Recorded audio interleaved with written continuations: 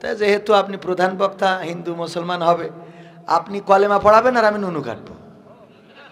এক মাহফিলি প্রধান বক্তা যে ওই আমার যশোরে, বাড়ি তার বক্তার বাড়ি ফিরোজপুর। তা বলছে কবির ভাই আমি আসবো, তাই একটা হিন্দু সাথে করে নিয়ে আসবো, ও মুসলমান হবে মাহফিলে। তা আমি বললাম তা ভালো কথা, নিয়ে আসেন।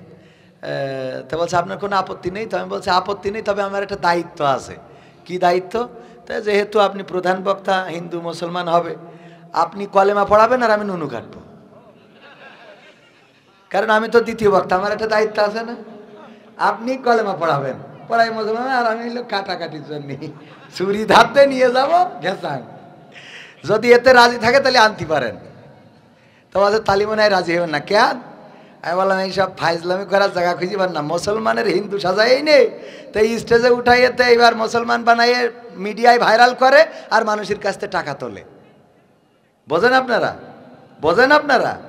অনেকেই আছে এক হিন্দু, হয়তো সে আসলেই মুসলমান হয়েছে, কিন্তু একবার না ও 32 বার হয়েছে। অসংখ্য প্রমাণ আছে, অসংখ্য প্রমাণ। আমি বললাম আপনি প্রধান বক্তা, আপনার দায়িত্ব কালেমা পড়ানোর, আমার দায়িত্ব কাটাকাটি। তো যদি রাজি থাকেন তাইলে আমি রাজি, তা না হইলে স্টেজে উঠা হবে না। ওরে মরলে মানুষ দাম বাড়ে তার, ওরে মরলে মানুষ দাম বাড়ে তার, বাঁচতে অবহেলা। দুনিয়ার এই রং বাজারে এটা কেমন খেলা দয়াল, দুনিয়ার এই রং বাজারে এটা কেমন খেলা। ওরে মরলে মানুষ দাম বাড়ে তার, মরলে মানুষ দাম বাড়ে তার, বাঁচতে অবহেলা। দুনিয়ার এই রং বাজারে এটা কেমন খেলা দয়াল, দুনিয়ার এই রং বাজারে এটা কেমন খেলা। দুনিয়ার এই রং বাজারে এটা কেমন খেলা দয়াল, দুনিয়ার এই রং বাজারে এটা কেমন খেলা। বাঁচতে মানুষ কেউ বলে না লোকটা বড় ভালো, মরলে বলে তার মরাতে বড় ক্ষতি হলো দয়াল, বড় ক্ষতি হলো। বাঁচতে মানুষ কেউ বলে না লোকটা বড় ভালো, মরলে বলে তার মরাতে বড় ক্ষতি হলো দয়াল, বড় ক্ষতি হলো।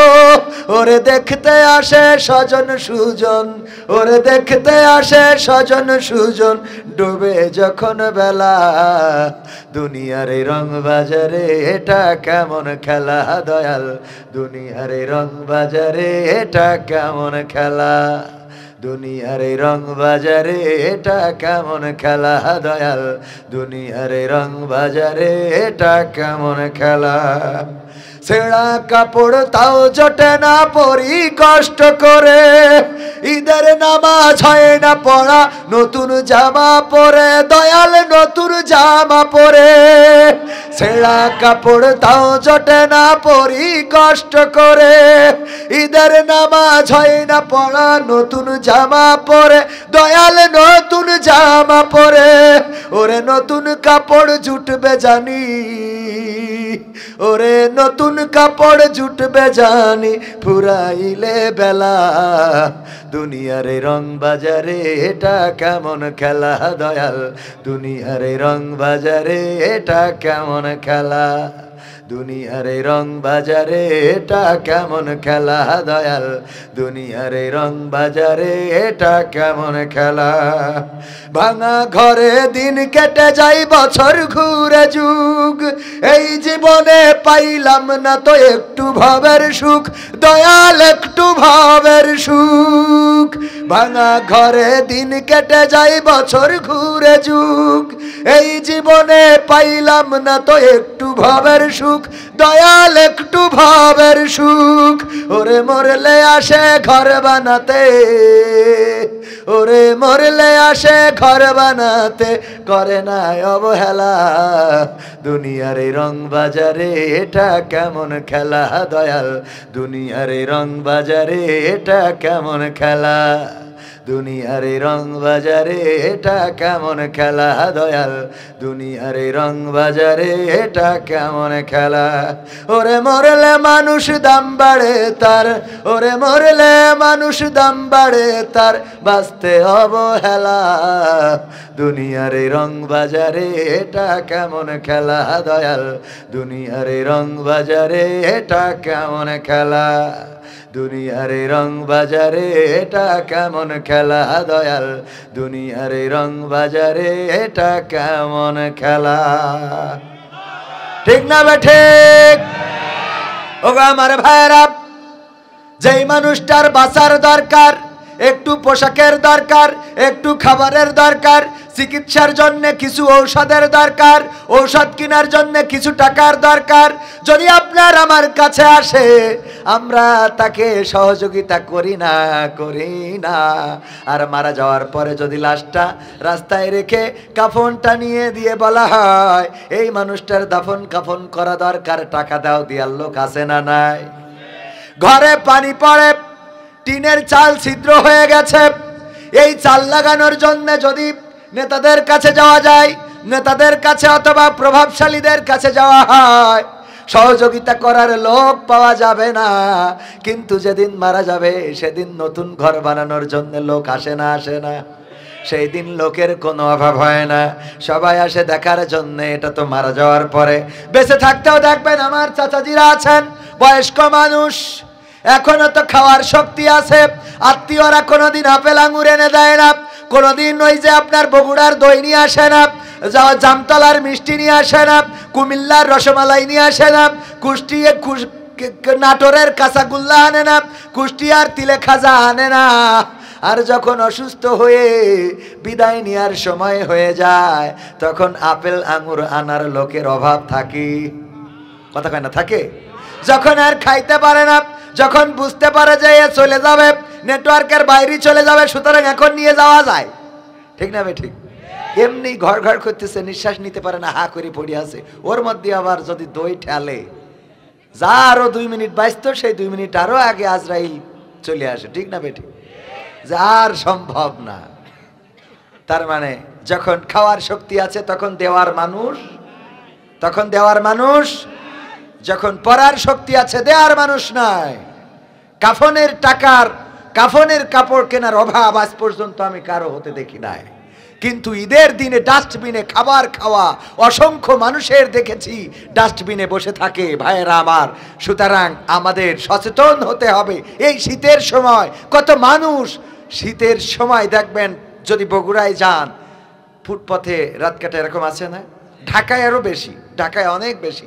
আপনার ডানে বামে দেখবেন অনেকেই আছে খুব অসহায়, ভালো লেপ নাই, ভালো কাঁথা নাই, ভালো কাপড় নাই। শীতের একটা কাপড় যদি আপনি দেন, ও মনে করবে যে আপনি আব্বার উপরে কাজ করে দিয়েছেন।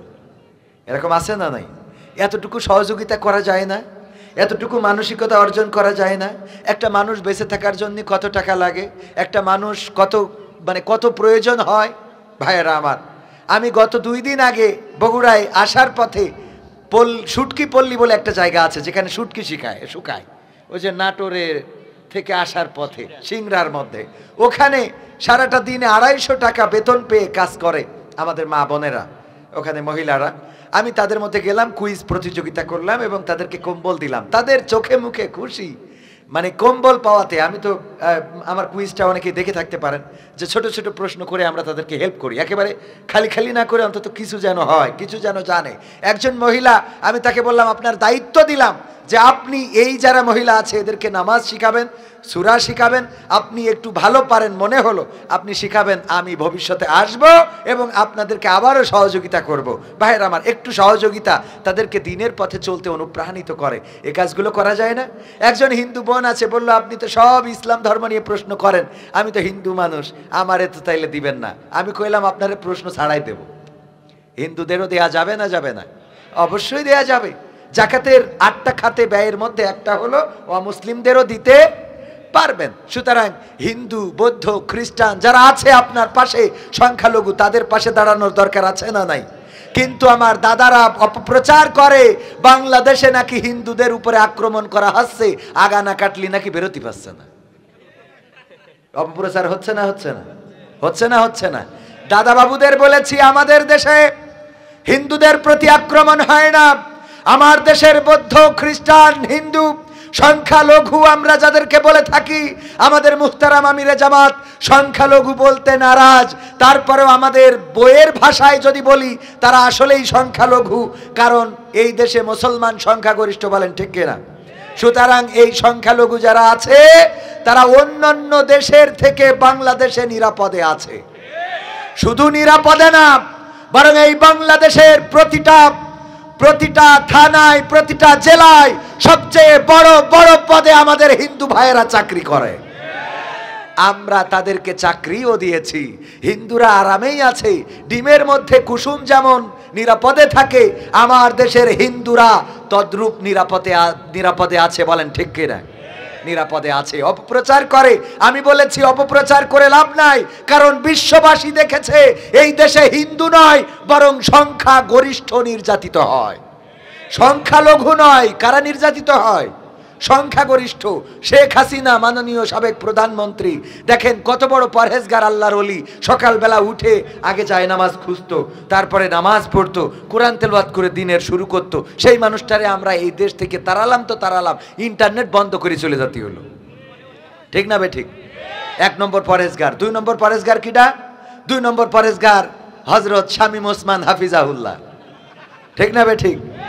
এই আল্লাহর ওলি 80-90 রাকাত তাহাজ্জুদের নামাজ যা মারুফ ভাইও পড়ে না, আর আমি তো পড়েই নে। মারুফ ভাই আমরা ওয়াজ করবো না তাহাজ্জুদ পড়বো?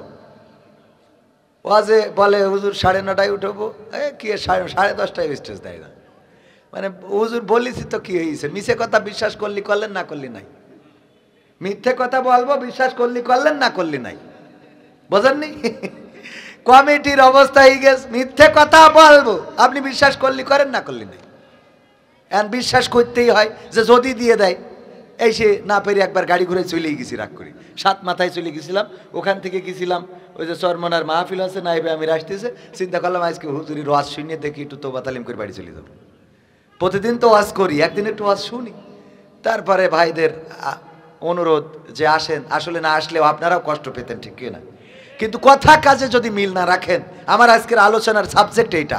পবিত্র কোরআনের সূরা সফের 2 এবং 3 নম্বর আয়াত তেলাওয়াত করেছি, মনে আছে আপনাদের? এই 2টা আয়াত নিয়ে আলোচনা করব, যদি আপনারা শুনতে রাজি থাকেন। শুনতে রাজি আছেন ইনশাআল্লাহ? তো যেই কথা বলছিলাম, 2 নম্বর আউলিয়ার নাম কি? শামীম ওসমান হাফিজাহুল্লাহ। 80-90 রাকাত তারাবি পড়া বান্দারে আমরা এই দেশ থেকে খোলা মুখ নিয়ে যাইতে পারে নাই, মাস্কও পরে নাই, বুরকা পরে চলে গেছে, বলেন ঠিক কিনা?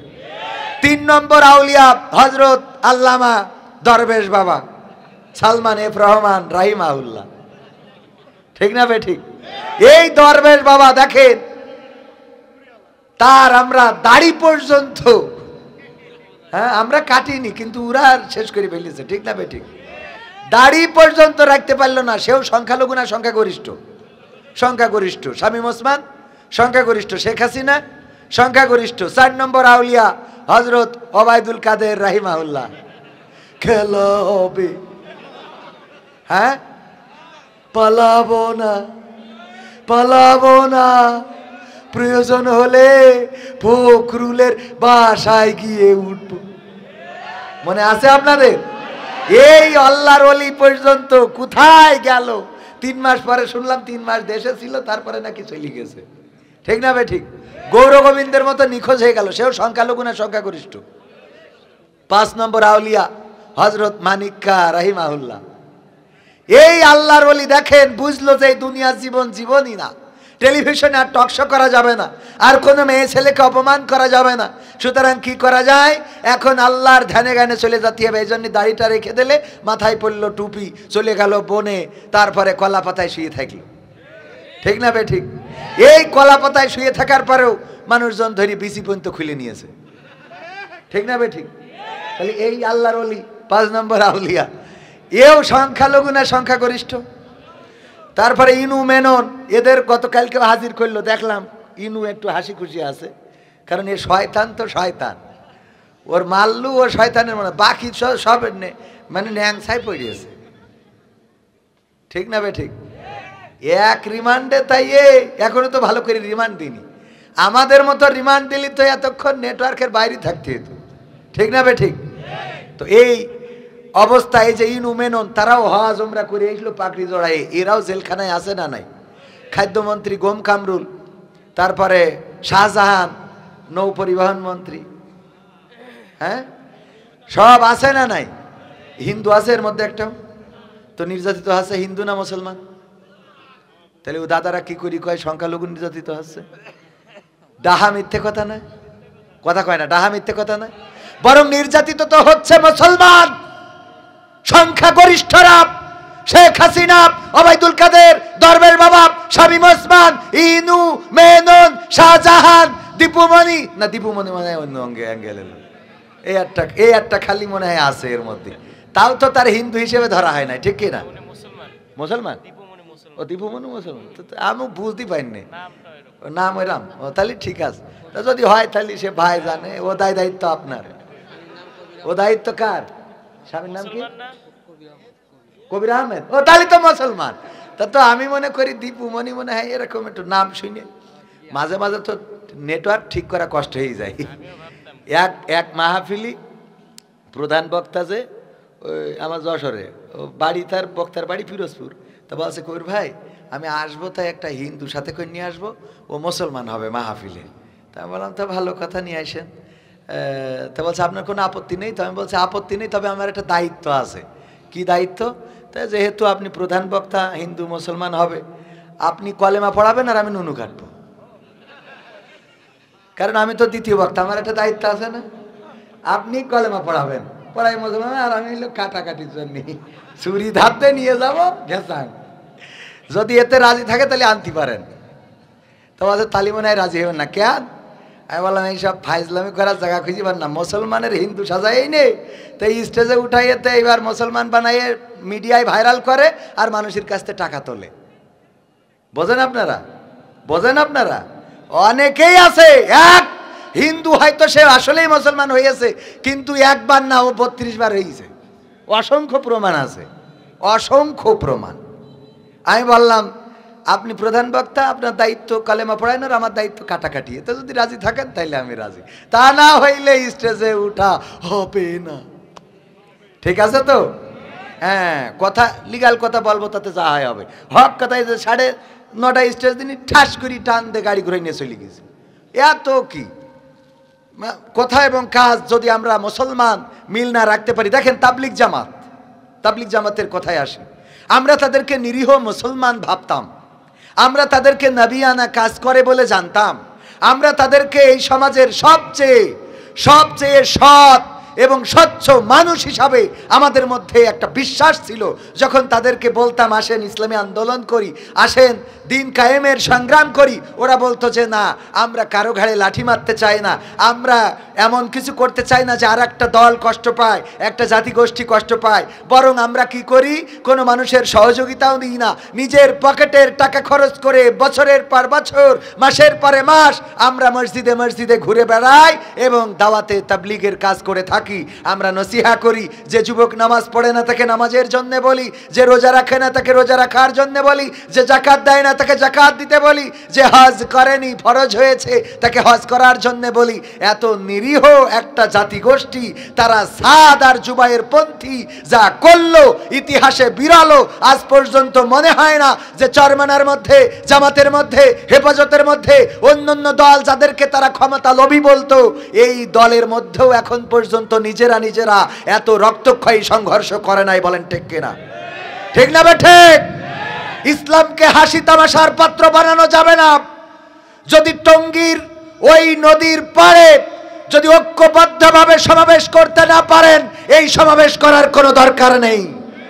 আপনারা যারা মারামারি করছেন, বিশ্ব নবী সাল্লাল্লাহু আলাইহি সাল্লামের হাদিস, আল্লাহ রাসূল সাল্লাল্লাহু আলাইহি সাল্লাম বলেছেন, যদি কোনো মুসলমান অপর মুসলমানের বিরুদ্ধে তরবারি ধরে এবং হত্যা করে, যে হত্যা করলো আর যে হত্যা হলো, যে নিহত হলো আর যে নিহত করলো, দুইজনই জাহান্নামী। বলেন নাউযুবিল্লাহ। দুইজনই কোথায় যাবে? জাহান্নামে যাবে। সুতরাং নবিয়ানা কাজ করার নামে আপনারা যা শুরু করেছেন, এই যে সাদ আর জুবাইর পন্থী, আজকে বাংলাদেশকে উপহাসের পাত্র বানিয়েছেন, বাংলাদেশের ইসলামকে উপহাসের পাত্র বানানো যাবে না। সুতরাং আপনারা হেদায়েতের জন্য মানুষের নসিহা করেন, এখনো নিজেদের হেদায়েত তো অনেক দূরে, ঠিক না বে ঠিক?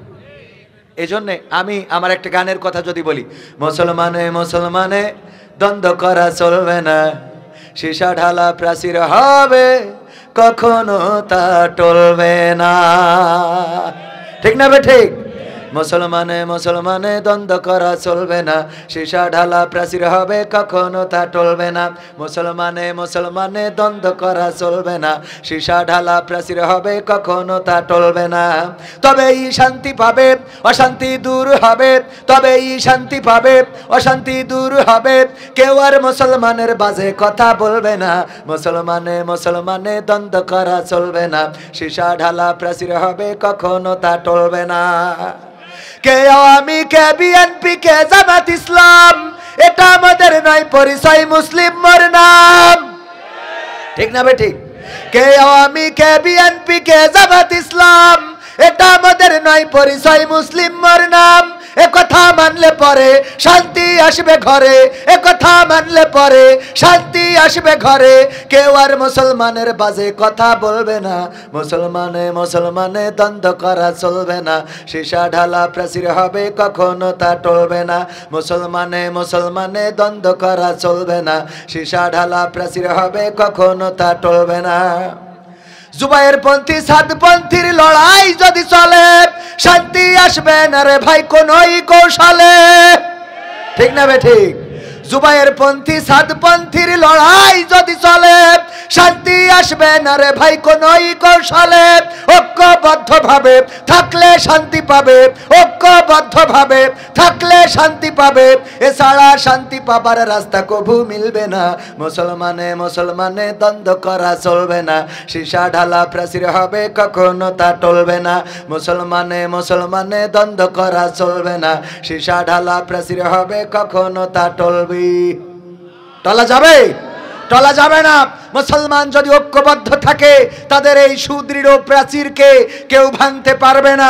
ঐক্যবদ্ধ না থাকলেই ক্ষতি হওয়ার সমূহ সম্ভাবনা আছে, সমূহ না অবশ্যই ক্ষতির সম্মুখীন হবে। আল্লাহ রাব্বুল আলামিন ঐক্যবদ্ধই থাকতে বলেছেন, ওয়াতাসিমু বিহাবলিল্লাহি জামিআ ওয়ালা তাফাররাকু, তোমরা সংঘবদ্ধভাবে আল্লাহর রজ্জুকে আঁকড়ে ধরো এবং পরস্পর বিচ্ছিন্ন হইও। তাবলীগের মধ্যে শয়তান ঢুকে গেছে। কি ঢুকেছে? আমরা শুনছি আওয়ামী লীগও ঢুকেছে, ছাত্রলীগও নাকি ঢুকেছে, টেলিভিশনে দেখলাম। আমি কিন্তু বানানো কথা বলছি না। এক গ্রুপ বলতেছে যে ছাত্রলীগ যুবলীগের লোক নিয়ে এসেতে জবাই করিতেছে, সাতপন্থীরা ওরা নিয়ে এসেছে, নিয়ে এসে আমাকে জুবাইর পন্থীকে জবাই করেছে।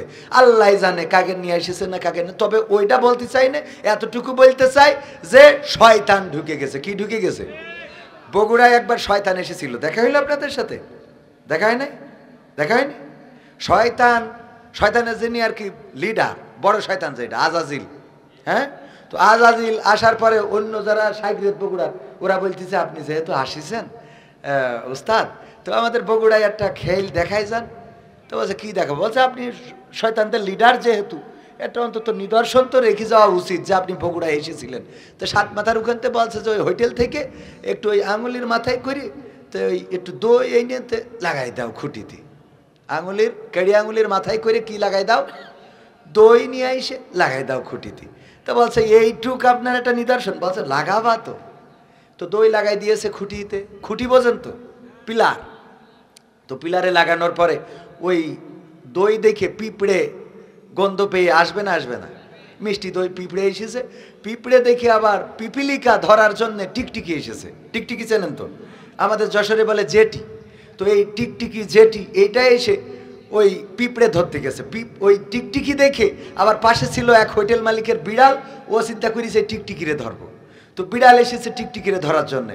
বিড়াল যখন টিকটিকিরে ধরতে আসছে, আর এক মালিকের ছিল কুত্তা, ওই কুত্তা বিড়ালরে দেখে করেছে তারা।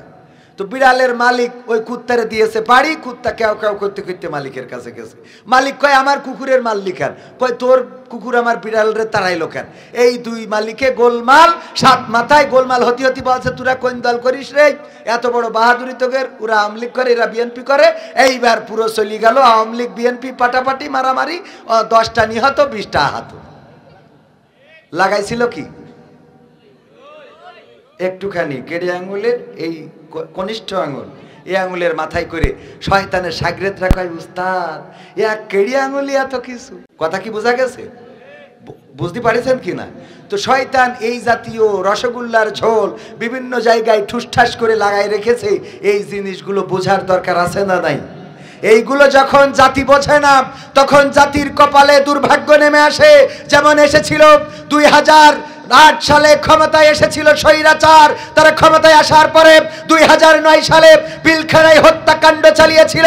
আমার দেশ প্রেমিক সেনাবাহিনীর সদস্য, আমার দেশ প্রেমিক সেনাবাহিনীর অফিসার তাদেরকে নির্বিচারে হত্যা করেছিল।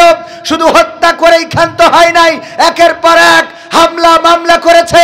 আলেম সমাজ যারা এই দেশের নিরাপত্তা, স্বাধীনতা, সার্বভৌমত্ব রক্ষায় অতন্ত্র প্রহরী হিসাবে কাজ করত, সেই আলেমদের নামে মামলা দিয়ে তাদেরকে অ্যারেস্ট করে তাদের নামে মিথ্যা মামলা সাজিয়ে ফাঁসির কাস্টে ঝুলিয়ে শহীদ করার মতো সিদ্ধান্ত নিয়েছিল। আর অসংখ্য আলেমেরা তারা তাকিয়ে তাকিয়ে দেখেছিল। বলেন ঠিক কিনা? কালের বিবর্তনে সেই সব আলেমেরাও জেল খেটেছে। কালের বিবর্তনে সেই সব আলেমেরাও তাদের গায়ের রক্ত ঝরেছে। আজকে বগুড়ায় এসেছে চরমনায়ের নায়েবে আমির, সম্ভবত পদ পদবি যদি বলে বা মহাসচিব, যে পদ পদবি বলেন না কেন, মুহতারাম মুস্তাদজি জনাব ফয়জুল করিম সাহেব হাফিজাহুল্লাহ, উনি এসেছেন। উনার পরেও ন্যাক্কারজনক হামলা হয়েছে না হয় নাই? উনার পরেও ন্যাক্কারজনক হামলা হয়েছে, রক্ত ঝরেছে। মামুনুল হক জেলখানায় গিয়েছে। আলেম ওলামা দলমত নির্বিশেষে যারাই বাংলাদেশে সোচ্চার কণ্ঠ নিয়ে কথা বলেছে তাদের কণ্ঠ রোধ করা হয়েছে। বলেন ঠিক কিনা? সুতরাং ঐক্যবদ্ধতার বিকল্প নেই। ঐক্যবদ্ধ থাকার দরকার আছে না নাই? ঐক্যবদ্ধ যদি থাকি তবেই এই সমাজে শান্তি আসবে। ঐক্যবদ্ধ যদি না থাকি সমাজে শান্তি আসবে? দেশ নিয়ে ষড়যন্ত্র চলছে। আমার দাদা বাবুরা কত ষড়যন্ত্র করে আমাদের এই দেশটাকে নিয়ে। এই দেশের বুকের উপর দিয়ে তারা ট্রানজিট, তাদের ট্রেন চালানোর ব্যবস্থা করেছিল। পদ্মা সেতু আমাদের উপকারের, এটা ঠিক, কিন্তু তাদের স্বার্থের জন্যই করেছিল। ওগো আমার ভাইয়েরা, দাদার দেশের প্রেসক্রিপশন, আর আমার দাদার দেশে ছিল ডাক্তার, আর আমার দেশে ছিল তার কম্পাউন্ডার। এই কম্পাউন্ডার দাদার দেশ থেকে প্রেসক্রিপশন করে দিত, আর এই কম্পাউন্ডার সেই মোতাবেক আমাদেরকে ওষুধ গিলাতো। ঠিক না বেঠে? এই ওষুধ আমরা আর খেতে চাই না। আমরা স্বাধীন সার্বভৌম বাংলাদেশের মানুষ। আমাদের স্বাধীনতাকে হরণ করা হয়েছিল। ওগো আমার ভাইয়েরা, বেনাপোল বর্ডারের কাছে আমার গ্রামের বাড়ি। আজকেও পত্রিকার নিউজ দেখলাম, আমার বেনাপোল বর্ডারে বিজিবি বিএসএফ এসে 2 জন আমাদের বাংলাদেশিকে পিটিয়ে হত্যা করে চলে গেছে। পিটিয়ে মেরেছে এই জন্যে যেন গুলি করলে বুঝতে পারবে যে বিএসএফ গুলি করেছে, এই জন্যে পিটিয়ে মেরে রেখে চলে গেছে। আমাদের বাংলাদেশের সীমান্তে বাংলাদেশিরা কাজ করে, চাষ করে, ফসল ফলায়, তাদের উপরে নির্বিচারে গুলি চালানো হয়। আমাদের সীমান্তে কতবার কত বাংলাদেশিকে অন্যায়ভাবে হত্যা করা হলো। প্রতিবাদ করার জন্য আমাদের নেত্রীদের কোনোদিন দেখলাম না, নেতাদের কোনোদিন দেখলাম না, বরং পতাকা বৈঠক করে লাশ নিয়ে আসতো। বলেন ঠিক কিনা? আমার ফেলানিকে হত্যা শুধু করেই নাই, আমার ফেলানিকে টানিয়ে রেখেছিল ওই তার কাটার বেড়ায়। আহারে এত নির্মমতা! ওরা নাকি আমাদের মানবতা শিক্ষা দেয়, ওরা নাকি আমাদের সাম্প্রদায়িকতা শিক্ষা দেয়, ওরা নাকি অসাম্প্রদায়িক দেশ। আমি বলেছি, ওগো মোদি সরকার, ওগো ইন্ডিয়ার সরকার, শুনে রাখো, তোমরা আমাদের বাংলাদেশকে বুঝাতে চেয়েছ এই দেশে আমরা সংখ্যালঘুদের নির্যাতন করে থাকি, অথচ আমার দেশের কোনো হিন্দু এই কথা বলে না যে তাদের উপরে নির্যাতন হচ্ছে। বরং কিছু মুসলমান হিন্দু সেজেছে, নাম মাত্র মুসলমান, ওরা বিশেষ দলের লোক, ওরা হিন্দু সেজে বলে আমাদের আগা না কাটলি বের হতে দিচ্ছে না। তার প্রমাণ হলো আগে ওদের আগা কাটা আছে। ঠিক না বেঠিক? যদি কেউ বলে তাহলে তুমি বের হইলে কি করে, এই দেখো আমি কেটে বের হয়েছি, কারণ ওর তো কাটা আছে। কথা কয় না? ওগো আমার ভাইয়েরা, আমি বলেছি আমার দাদার দেশ, ওরা তো তারা যারা আমার বাবরি মসজিদটাকে ভেঙে চূর্ণ বিচূর্ণ শুধু করে নাই, ওই বাবরি মসজিদের জায়গায় রাম মন্দির বানিয়ে রাম মন্দির উদ্বোধন করে অটল বিহারী বাজপেয়ী বাবরি মসজিদ ভেঙেছিল, আর নরেন্দ্র মোদী সরকার সেখানে রাম মন্দির নির্মাণ করে প্রমাণ করে দিয়েছে। তারা মুখে বলে আমরা অসাম্প্রদায়িক, আসলে তাদের মধ্যে সাম্প্রদায়িকতা আছে না নাই? শুধু তাই নাই ভাইয়েরা আমার, ওই ভারতে এই তো কয়দিন আগেও দেখলাম ওই যে মেশিন, যে আমাদের কি যেন মেশিন ভ্যাকু বলে, অনেকেই এই ভ্যাকু মেশিন দিয়ে বুলডোজার দিয়ে মসজিদ ভেঙে ফেলা হচ্ছে। আমার মুসলমানেরা কান্নাকাটি করছে। শুধু তাই নয়, গরু খাওয়ার অপরাধে, গরু জবাই করার অপরাধে, যেমন আমাদের দেশে বোরহানউদ্দিনের হাত কেটে নেওয়া হয়েছিল, তার সন্তানকে হত্যা করা হয়েছিল, এমনকি ওই গ্রামে যতগুলো মুসলমান পরিবার ছিল তাদেরকে হত্যা করেছিল গৌর গোবিন্দ। তাদের প্রেতাত্মারা ওই দেশে যখন আমার মুসলমান ভাইয়েরা গরু জবাই করে অথবা গরুর গোশত ভক্ষণ করে, তখন তাদেরকে পিটিয়ে পিটিয়ে হত্যা করে, মুসলমানদেরকে আটকিয়ে জয় শ্রীরাম স্লোগান দেয়। আমার দেশে বলেন কোন হিন্দুকে কোনদিন কেউ জোর করে নারায়ে তাকবীর আল্লাহু আকবার বলাইছে নাকি? না, বলাই নাই। কেন বলাই নাই? কারণ আমাদের ধর্ম এটা শিখাই নাই। আমাদের ধর্ম তো এমন শিখিয়েছে, আল্লাহর রাসূল এমন একটা সমাজ গড়ে রেখে গেলেন, একজন সাহাবীর দোকান, অপর পাশে একজন ইহুদির দোকান। সন্ধ্যাবেলা দোকানে একজন কাস্টমার আসলো, এক ইহুদি আসলো মুসলমানের দোকানে সওদা নেওয়ার জন্যে, মালামাল ক্রয় করার জন্যে। ওই মুসলমান বলল যে এই মালগুলো তুমি ওই পাশের দোকান থেকে নিয়ে নাও। ওই ইহুদি বলল কেন, তোমার দোকানে কি নাই? বলল আছে, তুমি ওই পাশে ওই ইহুদির দোকান থেকে নাও। লোকটি ওই পাশে ইহুদির দোকানে গেল এবং মালামালগুলো কিনলো। তারপরে হঠাৎ করে চিন্তা হলো, আরে আমি মনে হয় হিন্দু, আমি মনে হয় ইহুদি হওয়ার কারণে মুসলমান দোকানদার আমার কাছে পণ্য বিক্রি করে নাই। কারণটা কি এই আমি একটু জানার দরকার আছে। এই সমাজে কি এমন হয়ে গেল নাকি যে ইহুদিরা ইহুদির দোকান থেকে কিনবে আর মুসলমানরা মুসলমানের দোকান থেকে কিনবে? এই চিন্তাটা মাথার মধ্যে যখন ইহুদির এসেছে, এই পাশে এসেছে আবার মুসলমানের দোকানে জিজ্ঞাসা করার জন্য, ওগো মুসলমান ভাই, আমি যে সওদাগুলো চেয়েছিলাম, যে মালামালগুলো চেয়েছিলাম, এই মালামালগুলো কি তোমার দোকানে আছে না নাই? বলল সবগুলোই আছে। কেন দিলে না? আমি ইহুদি হওয়ার কারণে নাকি? বলল না, আল্লাহর কসম করে বলি ওগো ইহুদি, তোমাকে তুমি ইহুদি হওয়ার কারণে তোমার কাছে মাল বেশি নাই এমন নয়, বরং আমার দোকানের সামনে ওই ইহুদির দোকান। আমি সকালবেলা দোকান খুলেছি, সন্ধ্যা গড়িয়েছি, সূর্য গড়িয়েছে, সন্ধ্যা নেমে এসেছে, এখন বাড়ি যাবার পালা। আমি সারাটা দিন বেচা কেনা করেছি, আলহামদুলিল্লাহ, আল্লাহ রাব্বুল আলামিন আমাকে পর্যাপ্ত রিজিক দান করেছেন। অপর পাশে যে ইহুদির দোকান, আমি দেখেছি তার দোকানে আজ তেমন ভালো কাস্টমার ঢোকে নাই। ওগো আমার ভাই, আমার বাড়িতে পরিবার আছে, আমার স্ত্রী সন্তান, আমার মা বাবা পথ চেয়ে থাকে, প্রতিদিন আমি বেচা কেনা করে তাদের জন্য প্রয়োজনীয় জিনিসপত্র কিনে নিয়ে বাড়িতে যায়। ওই ইহুদির বাড়িতেও তো তার মা আছে, তার বাবা আছে, তার ভাই আছে, তার পরিবার আছে, তার সন্তানেরা পথ চেয়ে আছে। যদি বেচা কেনা না করতে পারে, সন্ধ্যাবেলা কি নিয়ে বাড়িতে ফিরবে? এই জন্য আমার ইহুদি ভাই, আমি ওই মুসলমানের কাস্টমার বাড়ানোর জন্য আমি তোমাকে তার দোকানে পাঠিয়েছি। এটাই হলো সত্য ঘটনা। আল্লাহু আকবার। এটাই হলো সত্য ঘটনা। ওগো ইহুদি, তুমি ইহুদি বলে বেশি নাই এমন নাই। এই ছিল আমার মুসলমানের আদর্শ, একজনকে সহযোগিতা করা, একজনকে সাহায্য করা, তার বিপদে তার পাশে দাঁড়ানো। আমর ইবনে আস দামেস্কের গভর্নর, ওমর রাদিয়াল্লাহু তাআলা আনহু নিযুক্ত গভর্নর, যখন দামেস্কের গভর্নর, তিনি হঠাৎ করে যিশু খ্রিস্টের মূর্তির নাককে যেন ভেঙে নিয়েছে। খ্রিস্টান পাড়ায় গোলমাল বেজে গেল যে এই নাক ভেঙেছে নিঃসন্দেহে মুসলমানেরা ছাড়া এই কাজ কেউ করতে পারে না। সুতরাং কি করা যায়? চলো মুসলমানদের যে রাষ্ট্রপ্রধান, এখানকার যিনি প্রাদেশিক সরকার গভর্নর, আমরা সেই আমর ইবনে আসের কাছে যাই। আমর ইবনে আসের কাছে এসে বলল, ওগো আমর ইবনে আস, তোমাদের মুসলমানেরা আমাদের মূর্তির নাক ভেঙেছে বলে আমরা ধারণা করছি আমাদের যীশু খ্রিস্টের মূর্তির নাক কোন আমাদের খ্রিস্টানরা তো ভাঙতে পারে না, কারণ আমাদের কাছে সে মহাপবিত্র। আল্লাহর পুত্র বলে জানি, বলেন নাউজুবিল্লাহ। আল্লাহর পুত্র বলে জানি, সুতরাং তার নাক আমরা কেউ ভাঙবো না, এটাই সত্য। ভেঙেছে নিঃসন্দেহে কোন মুসলমান। আমরা ধারণা করছি তোমার কাছে এসেছি, বিচার করে দাও। আমর ইবনে আস রাদিয়াল্লাহু তাআলা আনহু বললেন, ওগো খ্রিস্টানেরা, তোমরা আমাকে সময় দাও, আমাকে এতটা সময় দাও, আমি এই সময়ের মধ্যে কে অপরাধী আমি খুঁজে বের করব, তারপরে তাকে দৃষ্টান্তমূলক শাস্তি দেব।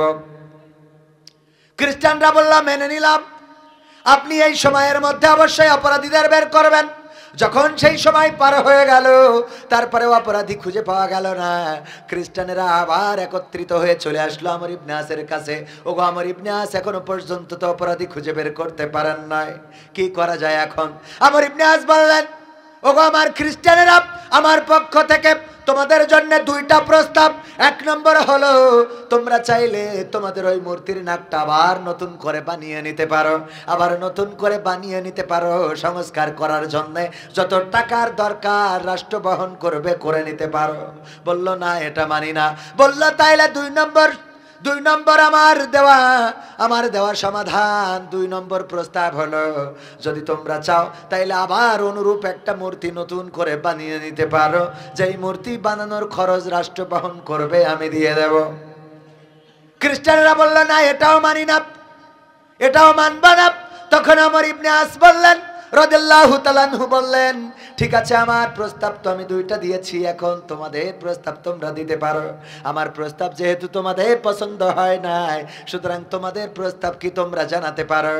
খ্রিস্টানেরা বলল, যেহেতু যীশু খ্রিস্টের মূর্তি আমাদের কাছে অত্যন্ত পবিত্র, মহাপবিত্র একটা মূর্তি, এই মূর্তির নাক ভেঙেছে, আমরা যেটা করতে চাই সেটা হলো তোমাদের নবী মুহাম্মাদের একটা মূর্তি বানাবো, আর সেই মূর্তির ওইভাবে নাক ভেঙে দিয়ে প্রতিশোধ নিয়ে নেব। বলেন নাউজুবিল্লাহ।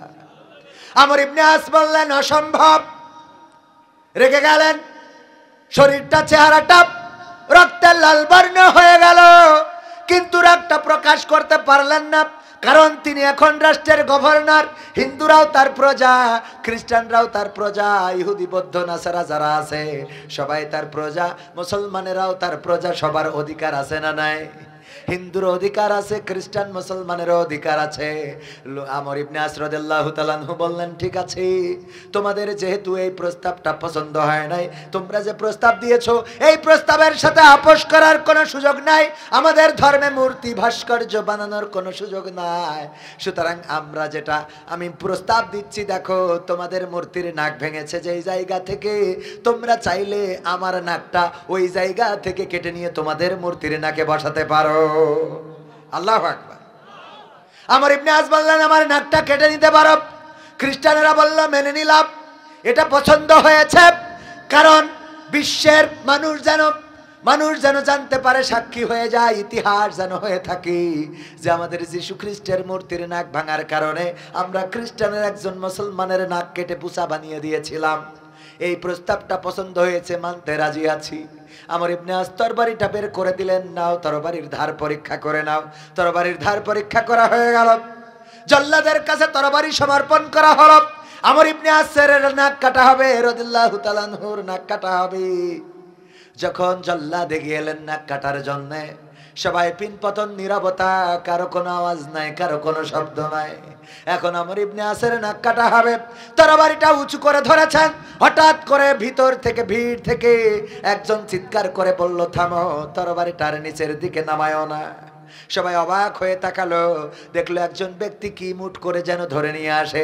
কাছাকাছি এসে বলল, দেখো, আমি মুসলমান, আমার হাতে তোমাদের মূর্তির নাকটা রয়েছে। তোমাদের ধারণা সত্য, আমি মুসলমান, ওই মূর্তির নাকটা ভেঙেছি। তবে আল্লাহর কসম করে বলি, দেখো, আমি তোমাদের পরে হিংসা প্রতিহিংসা বর্ষবর্তী হয়ে ওই নাকটা ভাঙি নাই, বরং ওই নাকটা কিভাবে ভাঙা পড়েছে সেটা হলো, ওই নাকের উপরে একটা পাখি বসেছিল, আমি পাখিটা শিকার করার জন্য তীর থেকে ধনুক ছুঁড়েছিলাম, আর আমার ধনুকটা লক্ষ্যভ্রষ্ট হয়ে মূর্তির নাকে লাগে এবং নাকটা ভেঙে যায়। আমি ভয় পেয়ে নাকটা সংরক্ষণ করে রেখেছিলাম, শিকার করি নাই, না জানি কি শাস্তি হতে পারে আমার। কিন্তু যখন আমি দেখতে পেলাম আমার গভর্নর নিরপরাধ, তার নাক কাটা পড়ছে, তখন আমি আর সহ্য করতে পারি নাই। ওগো খ্রিস্টানেরা, অপরাধটা আমার, যদিও ইচ্ছা করে করি নাই, তবে তোমাদের যে নাক কাটার দরকার সেই নাকটা আমার নাকটা তোমরা কেটে নিয়ে তোমাদের মূর্তির নাকে বসিয়ে দাও। আল্লাহু আকবার বলবেন। খ্রিস্টানেরা অবাক হয়ে গেলেন, এটা কেমন ধর্ম, এরা কেমন মুসলমান, যেই মুসলমানদের গভর্নর নিজের নাকটা মূর্তির জন্য কেটে দিতে পারে, আবার সেই গভর্নরের নাক কাটা হয়ে যাচ্ছে বলে তার একজন প্রজা, তার একজন অধীনস্থ, সে আবার অপরাধ স্বীকার করে নিজের নাকটা মূর্তির জন্য তরবারির নিচে দিয়ে দিতে পারে। সুতরাং এমন ধর্মের সাথে থাকা সৌভাগ্যের ব্যাপার। সবাই একসাথে সলা পরামর্শ করে শাস্তি দেওয়া তো দূরের কথা, একযোগে ঘোষণা করে দিল লা ইলাহা ইল্লাল্লাহু মুহাম্মাদুর রাসূলুল্লাহ সাল্লাল্লাহু। সম্মানিত ভাইরা, মানিকচক তালতলা বাইতুল হক জামে মসজিদের উদ্যোগে আয়োজিত আজকের এই তাফসিরুল কোরআন মাহফিল ৪৪তম। আমার বয়স এখনো ৪০-এর কোটায়ও যায় নাই, ৩৭ চলে। কত? তার মানে আমার জন্মেরও আগে থেকে এই মাহফিল চলছে। প্রতি বছর যদি ১০ জন করেও হেদায়েত হতো, তাহলে এখানে লোক সংখ্যা আরো বেশি থাকতো না কম থাকতো? বলেন। ৪৪ বছরে ১০ দিয়ে গুণ দেন, ৪৪ কত হয়? ভাইরা আমার, মাহফিল শুনি, এই কান দিয়ে শুনি, এই কান দিয়ে বের করে দিই। এই শুনলে কোনো কাজ হবে? লাভ হবে না। সুতরাং যা শুনব আমল করার চেষ্টা করবো। আল্লাহ আমাদের তৌফিক দিন, বলেন আমিন।